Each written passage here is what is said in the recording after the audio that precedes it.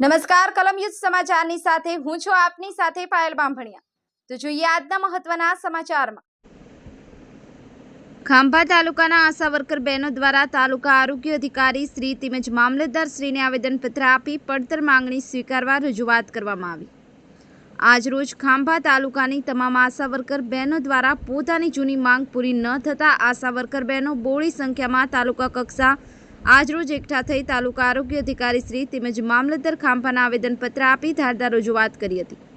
આશા worker બહેનો ground લેવલે સૌથી વધુ આરોગ્યલક્ષી કામગીરી કરતા હોવા છતાં પૂરતું વેતન મળતું ન હોય અને અધિકારીઓ દ્વારા સોંપવામાં આવેલ ફિલ્ડ લેવલની તમામ માહિતી સર્વે PMVVYની ઘરે ઘરે જઈ ડોક્યુમેન્ટ લઈ ઓનલાઈનની કામગીરી કરવા છતાં વેતન આપવામાં આવેલ નથી।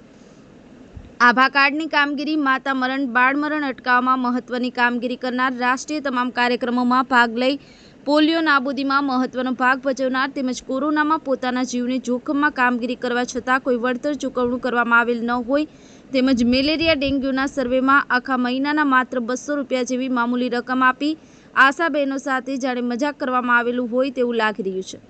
6 મહિનાથી વધારે સમય થયો હોવા છતાં પગાર વધારો પણ આપવામાં આવેલ નથી। બ્યુરો રિપોર્ટ કલમ યુદ્ધ સમાચાર રમેશ સત્યની સાથે।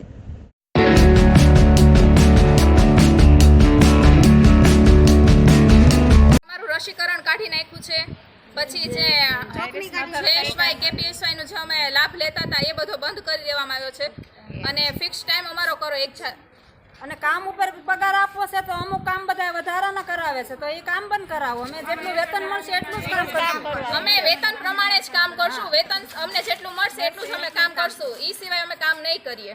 અને આજથી અમે બધી આશા બહેનો હડતાલ ઉપર ઉતરીએ છીએ।